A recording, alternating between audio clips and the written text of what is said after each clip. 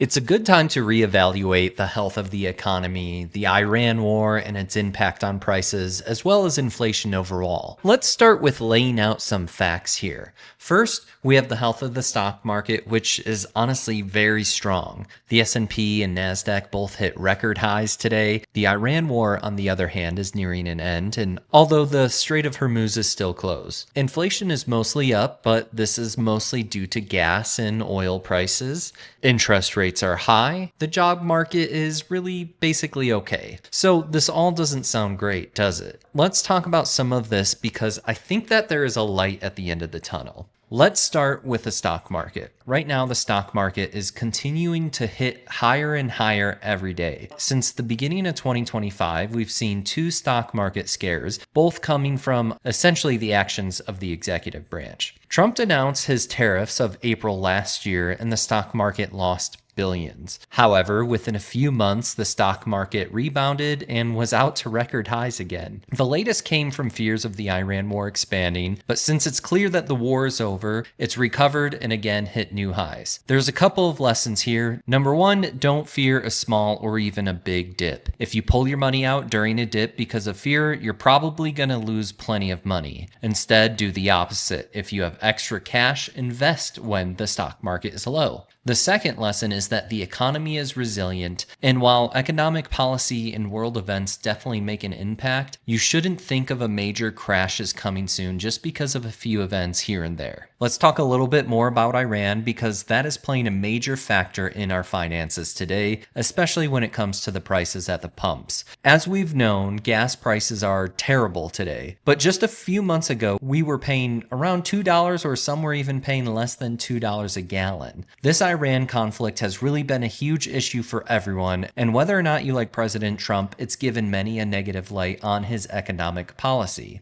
But the funny thing is that Iran controls a lot of oil, but little of that oil is supplied to the US. So what's really going on? One thing to think about is that the oil companies and speculators have been buying oil and raising prices because of fear of the conflict. This has caused gas prices to skyrocket, but a few days ago, the president did say that the war is coming to an end, and quickly we saw gas prices and oil prices were dropping fast. Though there's still a lot of progress to be made here. Let's talk about interest rates because the Federal Reserve has dropped the interest rates a couple of times now, and this is to encourage spending. However, home interest rates are still skyrocketing. Right now, the interest rate for a 30-year mortgage is 6.51%, which is the highest since August of last year. Interest rates were steadily declining, but Treasury yields have climbed, which is causing mortgage rates to rise higher. Scares of oil prices, political tensions, these are all causing fears and interest rates to stay high. Now, this is difficult for both home buyers and sellers alike. Buyers want the lowest price, and a high mortgage rate can really increase that monthly mortgage. With higher interest rates, homes are harder to sell for sellers. Finally, let's look at the job market. Right now, unemployment is at 4.3%, which isn't the highest it's been in the last few months, but it's slowly inching up. While this isn't a major area of concern, it's an area that could see better improvement with the Iran crisis ending soon. So, should you be scared, and what should you do? Well, the answer to the first question is no, you should not be scared. Right now, the biggest concern with the economy can be summarized in one word: Iran. And it sounds like the conflict will be over shortly, at least according to the president. This means a couple of things. Hopefully, a lot of attention will be put on improving the US economy, and we don't have to worry about spending in Iran or high gas prices. But whether or not you like President Trump, he has had some success in the US economy in the past. We don't know the long-term effects of the Iran conflict, but we do know that there is potential for things to grow better from here. What should you do while you wait? Well, the answer is always the same. Don't rely on the government to make things better, but start with your budget. Get your budget in line. Make sure that your debt is in line and you understand where you're spending, and try to control that. Meanwhile, make sure that you have your investments in order, and this starts with your 401k in the stock market. If your job offers a 401k, snatch that up first, and don't be afraid to put money into the stock market. I hope this helps because there's a lot of doom and gloom online and a lot of scare tactics for clicks. But honestly, the economy's strong. We're just used to it being a little bit better. And even though gas prices are high and home interest rates are a little wacky, things are still good. Take control of your finances and find financial freedom first.